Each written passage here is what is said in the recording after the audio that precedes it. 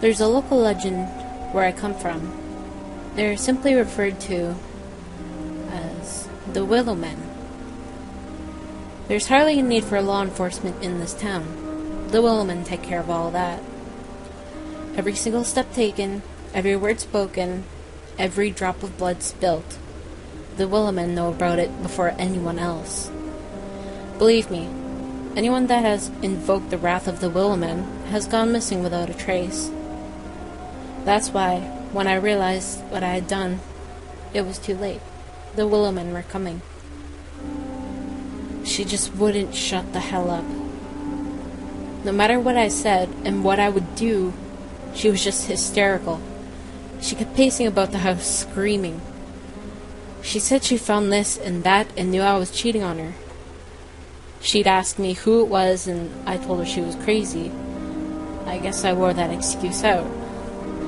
After a while, I couldn't take her damn voice anymore. I'd walk room to room, and she'd follow me. When we got to the kitchen, I had my fill. I reached for the first knife I could find and jammed it in her throat. The face of anger and sorrow melted into one of despair and disbelief. The crimson fluid ran freely all over her blouse, and she dropped to her knees, scrambling around on the floor. She clawed at the tile and made gurgling noises, which only served to infuriate me. I grabbed an iron skillet that had been preheating on the stove and took a swing at her head. A wet crack followed the impact, and while I didn't need to keep going, I did. I lost count of the number of times I hit her, but I had a good deal of blood on me. What was left of her head was being held together by thin particles of bone, and blood continued to rush out. I dropped the skillet to the floor with a loud clang. I wish remorse could have followed, so I would have felt at least a bit human, but I didn't. I was just happy to be rid of her. With a grunt, I picked her body up off the floor and hoisted it over my shoulder. Her face hung next to me, dead-eyes staring with conviction. I could only chuckle.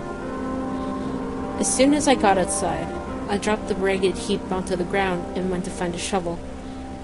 That's when I knew they were watching. I could hear the whispers from the woods, and in the corner of my eyes, I could see them staring intently at my every move. Whenever I would look up to the woods, I would only find gnarled trees staring back at me. I knew they were there. It was dusk by the time she was good and buried. I was drenched in sweat, and it had made the bloodstains on my clothes expand and turn orange. I looked back up to the woods, and I saw them peering from behind the trees. Long, gnarled faces with hollow eyes and gaunt figures. I could only half see the faces, as they chose to hide behind their precious trees, but they were there, watching, whispering. "What are you staring for, bastards? You hurt her. I had to do it," I yelled at them. Was I expecting a response? I don't know. They just continued to watch me from behind the trees. I spit on the ground and threw the shovel down. They will come for me under cover of darkness, and I wasn't going without a fight. I stole away into the house and prepared.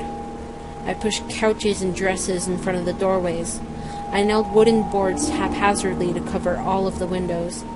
As the sun crept underneath the horizon, a great trepidation settled in the pit of my stomach. Was it honestly nerves? I hated to think it was such a powerful fear that I would start breaking into ice-cold sweat. I loaded up my shotgun and reached for a bottle of whiskey. I forced down a mouthful, and then another, and slammed the rest of the bottle against the wall in frustration. One door I left open. It was the back door that stared out to the woods. I put a chair down in front of it and sat, shotgun in my lap. They were still staring at me, the Willow Men. We stayed staring at one another for 3 days. Eventually, exhaustion began to get the best of me, and I started to nod off. I tried desperately to keep my eyes open. For a foolish second, I propped my head up with the shotgun so that it wouldn't fall. I snapped back to reality and lifted my head high. Last thing I wanted to do was to shoot myself. Had I known what was coming, I probably should have. I pushed myself to stay awake a few more hours. The day came and went, and it was the dead of night before I knew it. They persisted behind the trees. I began to rationalize that if I closed my eyes for a second, I could have enough time to open them before the Willow Men were coming at me, so I could take a few down. Smiling, I did just that. Of course, it's difficult to tell how long you were asleep. Could be a second, could be 4 days. I opened my eyes again and found I was still sitting in my chair with shotgun in my lap. I snapped up when I saw that the Willow Men were no longer behind the trees. I flipped out and held the shotgun up, darting around barrel first. I took a few steps outside and tried to control my heavy breaths. I shook damn near uncontrollably and found it impossible to keep the gun steady. I began to calm down when I didn't see anything outside and began to return to my post, when I stopped dead in my tracks. I felt tears well in my eyes, and something began to push up and out of my throat. The Willow Men were appearing from around the doorway and the sides of the house.